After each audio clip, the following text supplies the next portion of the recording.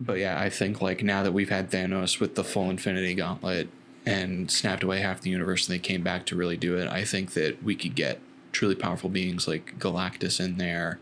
Gravitron played by Frank Joseph Hall. Absolutely. Throw back to that episode. if it's in there. We'll see. Keep going. Yeah. I think that like you can truly have some reality warpers now, which I think would be an absolutely fun way to do things.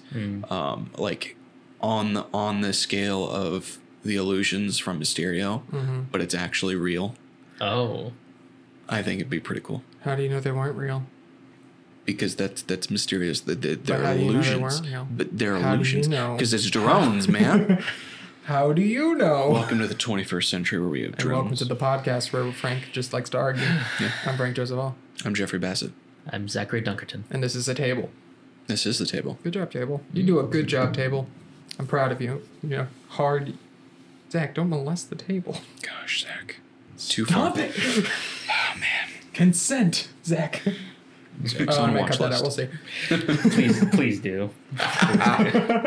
Don't, please, now. Keep Welcome it to in the podcast. Just in case I cut that out, I'm Frank Joseph Hall. I'm Jeffrey Bassett. I'm Zachary Dunkerton. And this is a table. That's it. That's it. No. I'm not doing anything. What are you talking about? We know what you think. That's Okay, fantastic. what am I thinking right now? You want to molest I know this what you're table? thinking right now. You're thinking of a topic for the podcast. And coming up with nothing. Why are you even here? Color change. Okay, but not to purple. We do enough purple. Green. We'll see how weird that looks on camera. It looks weird. All right. Does it? No, I like it. All right. Green's a great color. Can we use the bowl of random topics? Do we need to go to the bowl of random topics? I'd would like like to be a to- part of an Sure. episode with the Sure. bowl of random topics. Do either of you want to put random topics into the bowl of random topics? Not at the moment. Okay, well, that's fine. We should hopefully have some. All right, for those of you uninitiated, whenever we are too lazy to come up with our own suggestions, we dive into the bowl of random topics. There are random topics in a bowl, as the Obviously. name would suggest. Yeah. We will pick one out at random. You are allowed to look at one, and if you don't want to, you must put it back in, and you must read the second one. No bars. Hold Okay. it. If we run out, that's a shame. But I think we should not. At Jeff, least you not wanna right pick? now. I would love to. All right, Jeff, go ahead. All right. I'm gonna pick this one. He's gonna pick he picks up a piece of paper, ladies and gentlemen. And he puts it That back one in is the very strange. Puts Yeah. it back in the bowl. All right, that was one of mine probably. You jerk. It was about athletes, and I don't know athletes. Oh, yep, that was one of mine. Okay. I think. Which Teenage Mutant Ninja Turtle would make the best pizza? Okay, so this is mine. We actually, Tyler and I jokingly did this one. We did a test podcast way back in the year last year. Actually, this time last year probably. No, October, but this was a test question. So here's what's gonna happen. All right, you Zach and you Jeff are gonna pick a Ninja Turtle in your head. I shall judge you based off of your arguments. Okay. And for the fun of it, we'll say the mic's on the line. Okay. You just I'm don't up want me for to have this. the mic. No, I just like to put it on the line. It's fun. All right. Is that good? Understood? We'll see. Okay. If we have another challenge coming up, then we might have the mic on the line again. So, we good? Understood? Yeah. All right. Zach, think of a Ninja Turtle. Jeff, think of a Ninja Turtle. Okay. Ninja Turtles, of course, being the Renaissance masters, Leonardo, Donatello, Michelangelo, Raphael, and Pope Francis II. Unfortunately, Pope Francis is the old turtle who never does anything. Unfortunately. So, Anyway, you ready? Yeah. Yeah. Oh, the green fits too perfectly. Oh, Look at incredible. that foreshadowing. All right. Over you say it on 3. 1, 2, 3. Michelangelo. Okay. Well, Jeff was first, so Zach, think of a different one. Crap. There's literally 3 to pick from. I know. And your argument is as just. Donnie. All right. So you have Donatello Okay. versus Michelangelo on best pizza making skills. So we're gonna do this as an Iron Chef competition. All right. Oh boy. So they are being filmed in front of a live studio audience with 3 judges judging them. All right.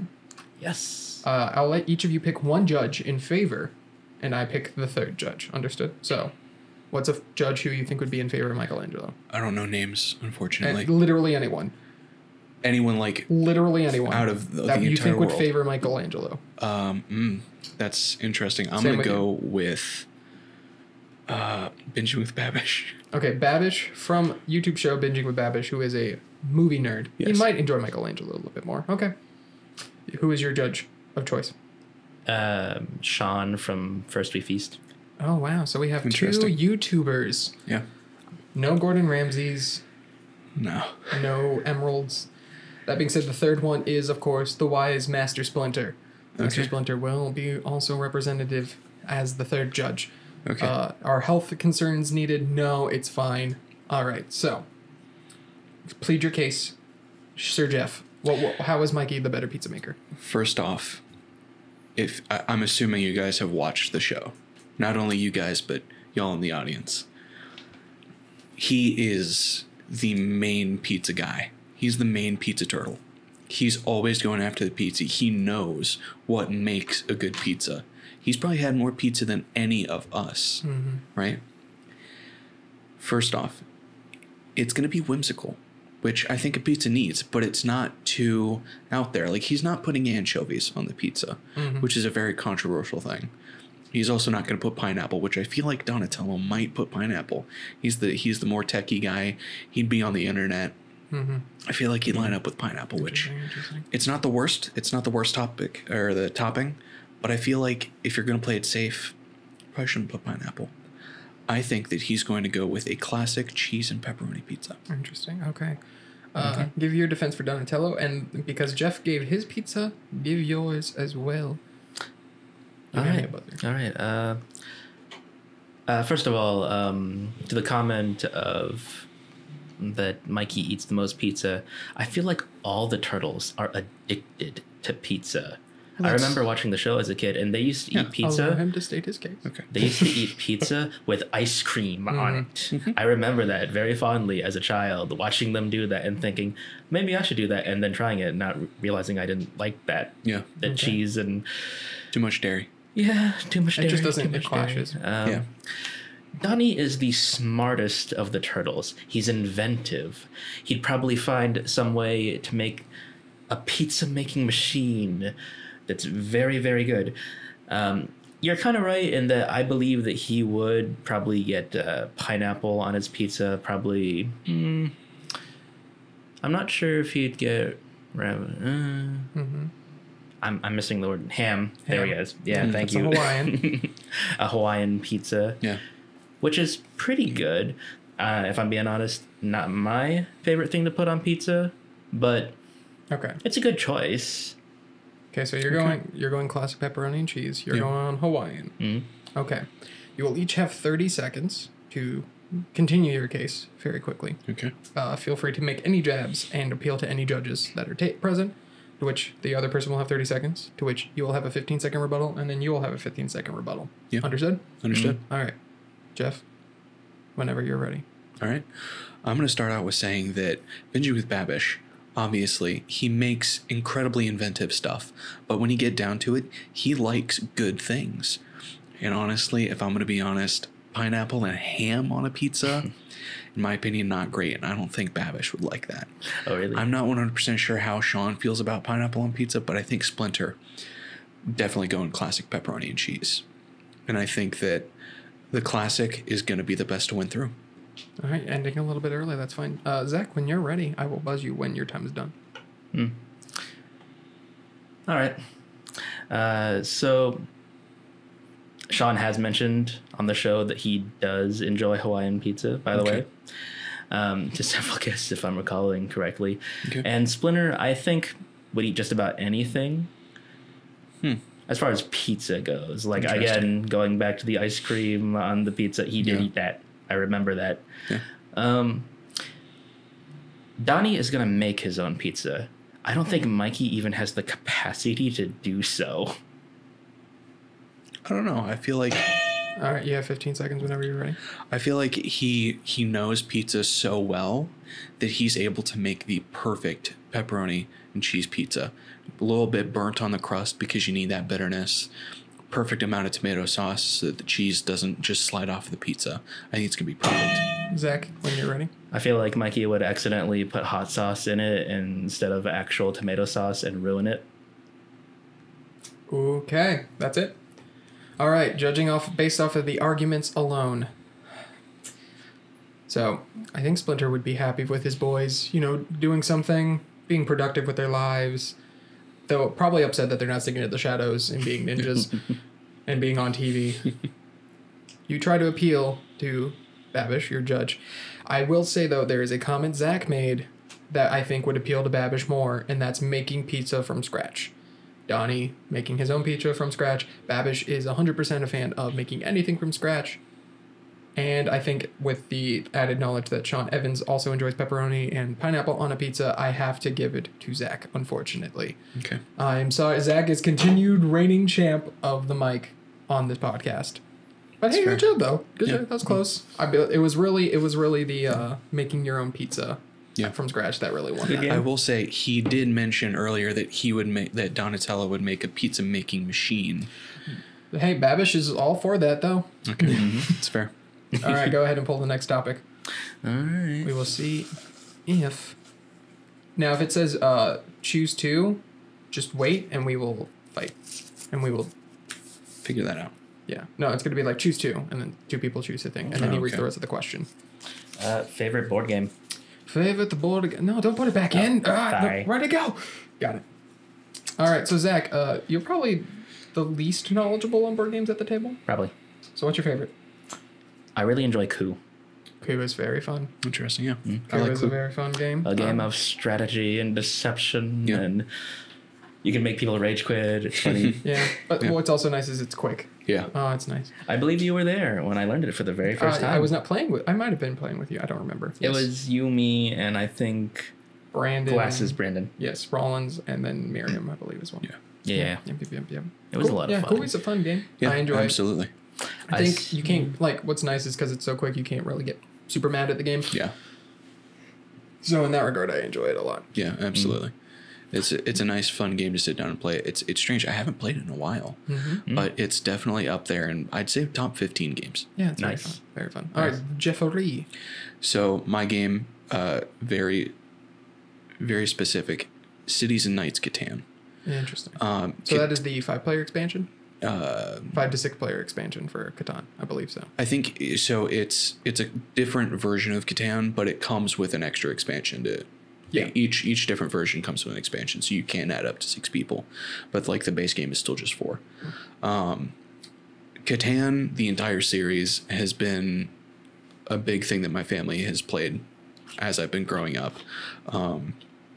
It's just it's a fun little, like, there's strategy involved. There's also luck because you got to roll dice. And you know it's not a short game, so you can really get invested in it. Yeah. It can last a while. I know we had a game night where we played Catan. It lasted 4 hours. Yeah, that is my probably biggest complaint with Catan is that it does not have... It can last a long time. Yeah. There's not really a good... Like, a lot of games will have, like, a set number of rounds or some sort of way to mitigate how long a game could last. Yeah. Like, even for as long as Game of Thrones is, No. it technically has a end cap, and it will end. Yeah. But, yeah, I get you. How dare you speak for that game? It was fine. For some people. Listen, we could have ended it earlier if I knew you were willing to join the... Oh, yeah. and have House Martell win the game. So basically, long story short, we were playing a game. At some point, I realized I was playing Zach Savory was playing the Martells. I was playing the Tyrells. And I was like, we could just be friends. And then we were being friends. And I'm like, I'm going to lose. How would you feel if I'm just here for you? And he's like, yeah, sure, yeah. And he thought I was going to backstab him in the beginning. Nope. Yeah. No, I was totally for him. Jeff was playing the... I don't know. I don't watch Game of Thrones. Yeah, pretty sure. And what was interesting is I was trying to help because there's in the official rules you cannot do shared victories. It's just one person. But I was just like, screw it. I don't care. In my mind, it's a victory if I help Zach win. So I was doing everything in my power to help him win and basically try to end the game faster. Keyword is try because we still went to round 10. Yeah. But basically what I ended up doing is I held a place. We had it situated where he would go and then or I would go and he would immediately go in the turn order. So I'm like, all right, I leave this castle. You take the castle. You win. Yeah. And Jeff would have joined in on that. We would have. Oh, yeah. My only goal was to end this game quickly because I was not having fun. Yeah, it was taking a while. You know what's funny is the guy whose game it was, he was also not having fun because we weren't doing the way he was used to playing the game. How long did it go for? like time-wise? Like 4 hours. It was insane. 4 hours. It was not fun. Like, I'm fine with like a 3-hour game if everyone knows it's going to be a 3-hour game. Yeah. But going into Game of Thrones, I was not expecting that to be that long. No. Anyway, so Catan, but specifically Cities and Nights. Cities and Nights. I think it's definitely the version I played the most, not including just the original Catan. That one, I think it adds just enough to make it a little bit better than the original Catan, but it doesn't get super complicated like I feel the other versions of Catan can be. I think Seafarers is definitely my least favorite. It just adds too much in my opinion. But yeah, Cities and Nights, it's obviously classic because it's Catan, but it adds a little bit of flavor. Yeah. Mine is Cosmic Encounter. If you know the game, it's real fun. You're basically a bunch of different aliens trying to colonize different planets, and that is a game where everyone can win. But that never happens. Yeah. And you can do shared victory. Literally any amount of people can win. Yeah. There's always one winner, but there can be any amount of people. So like we can like literally have an agreement and like we can play negotiate cards instead of fight, and we could just trade planets, and we could win the game that way. But of course, that's never how you win the game. You win the game by stabbing people in the back. Yeah. So there's like moments where like people stabbed each other in the back, and because they both stabbed each other in the back, they both lost. It went to me. I was like, hey, bud, you want to win together? It's like, yeah, I trust you blind. Like, play. And then I was like, cool. I attack you and win. Yeah, it was great. It was so great. But it's a really fun game. There's I have a lot of the expansions. So you can play up to 8 people. I don't recommend more than 7. Yeah. But 6 is perfect. 5's also pretty good. How long does a typical game go for? It depends. Yeah. It can go real quick.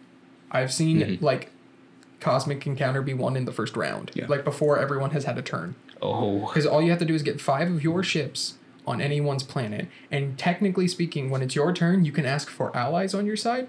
I can join you. And if you are attacking and you land and my ship was there with you, they land there too. So I also get a point. So it's quite possible I could, like, help everyone out, get to my turn, and then win. Yeah. Okay. It's a very flowy game. It's Like a fun game. It can be played multiple different ways. Yeah, it's really fun. Nice. Yeah. There's also a few powers that everyone hates, but it's good. Yeah, it's good.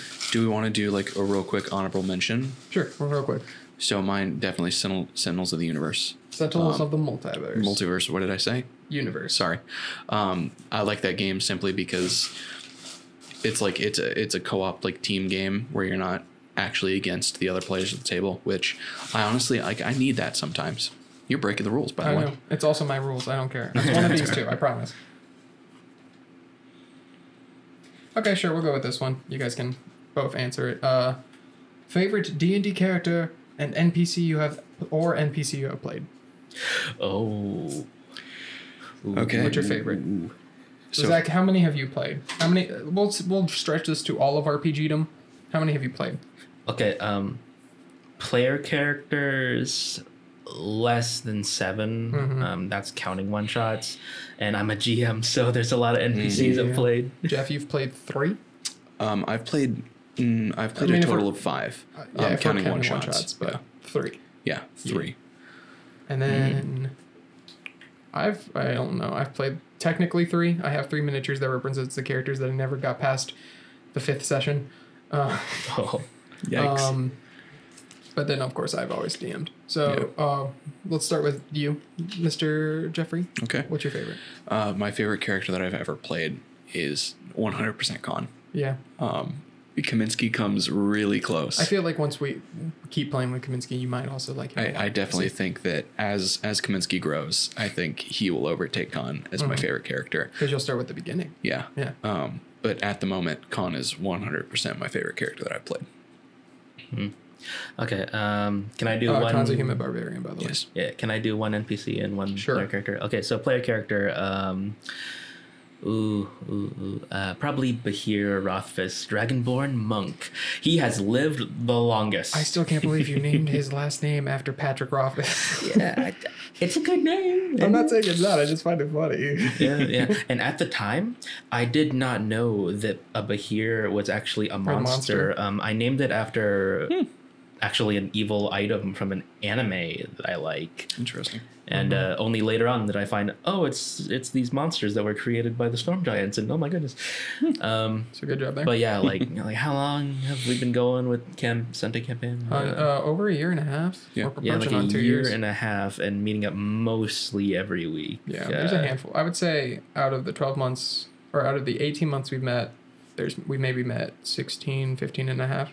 So that's still pretty good. Yeah. I love the abilities. He got development. Has sort of changed over time. Lost an eye. Lost an eye. Dragonborn monks, man. Yeah. Died twice. And then NPC real quick. Okay, NPC. In the game that I'm running currently, there's sort of a villainous character called Quentin, who's a part of a It's syndicate. always the villains, isn't it? Yeah, who's like because my favorite is Velulos. Yeah. So he was a devil that one of a party member made a deal with. And then through the deals with him, I was like, this guy seems like he'd be the kind of devil who he wouldn't be just stuck at like upper management. That's what I refer to the Nine Hells as, is management. Yeah. It's like the 9th level is management. Like you are the peak, you're a CEO basically. Yeah. And I was like, he wouldn't be content there. He would want to be in charge of everything. So he became a god. Yep. Yeah. Good job, buddy. Oh man, it was fun to just play like the different layers of him. Mm-hmm. And he still exists. He's only banished. He wasn't killed. It's pretty hard to kill a god. So. Yeah, but anyway, Sorry. Quentin, human rogue, multi-classed, and something else that I don't want to say because my Is he a players might watch swashbuckler at some rogue? point. But Is he a swashbuckler rogue? maybe. Is he taken from the movie Jaws? You don't know. You don't know. I think he But does. anyway, yeah, he's this bad character that my players have run across several times, and I keep putting them in situations where they get themselves in situations where it's like, Nice. we're going to either deal with him or deal with something worse. So it's really funny to where, Those are the great. you know, those are they great. debate over, like, can we trust him? Well, of course we can't trust him. Like, go back and forth on this. Yeah. And the last encounter they had with him, he tried to kill them. Nice. And they beat him along with, I think I put like, I want to say 6 or 7 like lower level roguish characters. So of course, you know, they're getting sneak attacked and stuff because they got ambushed at night. And at the end of it, they didn't kill him. I thought they were going to kill him. Fools. So the greatest thing you can ever, as a DM, you can ever do is have the villain escape. yeah. That makes him instantly more, or that makes the villain instantly more, memorable. Yeah, and he had information they wanted, but so he's like, you're gonna heal me, then I'm gonna give you the information.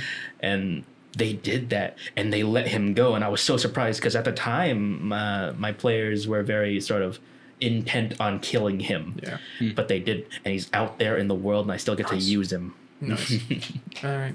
I already said my NPC, the Devil God, that still rules the 9, but it still rules management, but you know. Yeah. I guess PC wise, the one I really enjoyed a lot. So I played a few characters, but the ones that I have minis of are Valdor Draven, a half orc monster slayer ranger. I didn't really get to do much with him, unfortunately, just development wise. I had a Azamar sorcerer whose name was Neptune. And his idea was like he had like blue flame spells, but he never fully comprehended how to use. He could knew the difference between casting the fire spell and casting the healing spell, but he didn't, like, he'd be like, all right, I'm gonna cast the fire spell, and like he'd try to do a firebolt, and instead a fireball would come out. Like he couldn't control the level at which it was in the intensity of it. That was really fun. Yeah. And then I guess my favorite would probably be James McCormick. This is Pathfinder Gunslinger Paladin, because the way it worked out was he was a mercenary who was left for dead, and his team left him there, and then so he wants revenge against his team because of that. Like he's like, you guys left me for dead. I know you weren't the ones who killed me, but you ran away and you left me there. I want you all dead now. But then he was also saved by a god because he just prayed to literally every god that's ever existed, and he got saved. And he's like, well, shoot, now he's like torn between the two. He's like, do I do this or do I do this? And so it was a fun thing to be like, okay, he levels up. What mindset is he in? Would he learn more of his gunslinging ways, or would he be more of a paladin? It was very fun. Didn't get to play him that too much, but you know, it's still fun. Yeah. All right, rapid fire. We're not going to spend more than a few minutes. Rapid fire. Today in history. Okay. We can do that. That's a different one. Just quickly. Pick another one. Quickly. That one is like we have to do research. Favorite critical role actor? Ooh. I mean, I like Matt Mercer. He keeps playing characters I like the most in anime. So he played Levi. He played Tavogur Law. He's played Hit. He was in Fate Zero. Yeah, he keeps doing that. But I also love Travis. Yeah. I really like Travis too. Travis is really also good. Liam. Yeah. Okay, if I have to pick actor-wise, I think I'd go with Travis. Travis has really good range. Yeah. Like, I love Mustang and Thor. It's fantastic. All right, go. I'd go with Mercer. Mercer's really good Interesting. It's a strong tie between Travis Willingham and Liam O'Brien, but I think I'm going to go Liam O'Brien. Honestly, I think the best actor in the group is either Ashley Johnson or Laura Bailey, though, if you're asking me. Like, I'm saying my favorite is probably Travis, but best actor's probably one of those two. They're the only ones who have gotten, like, actual awards. Yeah. So, go. All right. Pathfinder versus 4th edition versus 5th edition D&D. Okay, we'll save that one for a later time. We don't have time to go into the nitty-gritty of that, unfortunately. It's the same one. Okay, this one's good. Opinions on weed and weed culture. That was not me. I believe that was Tyler. My opinion, no, we can go over that real quick, sure. My opinion, I don't care. As long as you're not doing it illegally, I don't care. Yeah.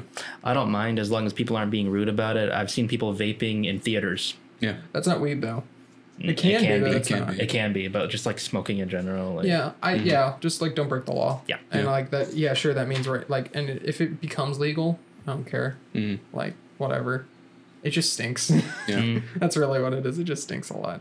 I know. I use CBD a lot for pain because horrible back. I know that can be better for pain. I don't know if I'd ever use it because I'm not 100% sure I'd like the mind altering effects. Yeah. But if it's helping people, I'm all for it. Yeah. It's not a harmful thing. My mom always said she's fine with it getting regulated because that means people will now know what's in their marijuana. Yeah.